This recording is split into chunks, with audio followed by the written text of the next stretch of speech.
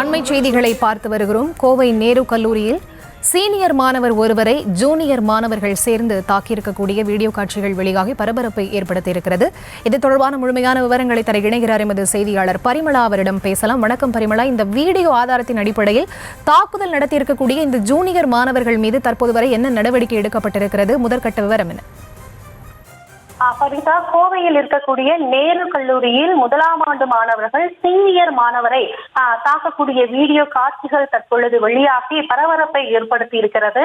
இதன் காரணமாக கிட்டத்தட்ட 13 மாணவர்கள் கல்லூரி நிர்வாகம் சார்பாகவும் சஸ்பெண்ட் செய்யப்பட்டிருக்கின்றனர். இந்த 13 மாணவர்களுமே பிஇ மற்றும் பிடெக் படிக்கக்கூடிய முதலாம் ஆண்டு மாணவர்கள் கல்லூரியின் சார்பாக சஸ்பெண்டும் செய்யப்பட்டிருக்கின்றனர். கல்லூரியில் இயங்கக்கூடிய விடுதியில் வைத்து சீனியர் மாணவரை கொடூரமாக மாறி மாறி தாக்கக்கூடிய காட்சிகள் தான் தற்பொழுது வெளியாகி இருக்கிறது.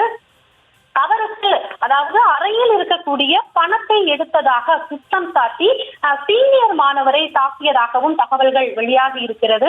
ஜூனியர் மாணவரின் அறையில் இருந்த பணத்தை எடுத்ததாகவும் இதனால் சந்தேகத்தின் அடிப்படையில் சீனியர் மாணவரை தாக்கியதாகவும் தகவல்கள் வெளியாகி இருக்கிறது.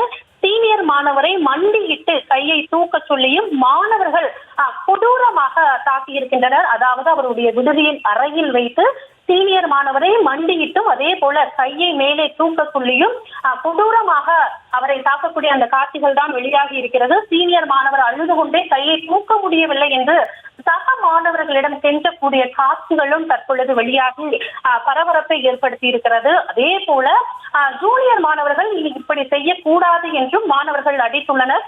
இரவு முழுவதுமாகவே அந்த சீனியர் மாணவரை கையை மேலே தூக்கியும் அதாவது மண்டியிட்டும் இருக்கும்படியும் சக மாணவர்கள் கூறக்கூடிய அந்த காட்சிகளும் வெளியாகி இருக்கிறது. கோவை நேரு கல்லூரியில் நடைபெற்ற மாணவர்கள் சஸ்பெண்ட் தொடர்பாக கல்லூரி நிர்வாகமானது இது ராகிங் அல்ல என்றும் மாணவர் தங்கி இருக்கக்கூடிய அறையில் பணம் எடுத்ததாக சந்தேகப்பட்டுதான் சீனியர் பிஜி மாணவர்கள் தாக்கப்பட்டுள்ளதாகவும் இது சம்பந்தமாக சஸ்பெண்ட் செய்யப்பட்ட மாணவர்கள் மற்றும் சீனியர் மாணவர் ஆகியோரை அவர்களுடைய பெற்றோரின் முன்னிலையில் அதாவது 24ஆம் தேதி கல்லூரி நிர்வாகம் சார்பாக விசாரித்து நடவடிக்கை எடுப்பதாகவும் அந்த கல்லூரியின் சார்பாகவும் தெரிவிக்கப்பட்டிருக்கக்கூடிய சூழலில் சக மாணவர்கள் அதாவது படிக்கக்கூடிய பிஇ மற்றும் பிடெக் படிக்கக்கூடிய மாணவர்கள் சீனியர் மாணவரை தாக்கும் காட்சிகள் தான் தற்பொழுது வைரலாகி இருக்கிறது. சரிதா,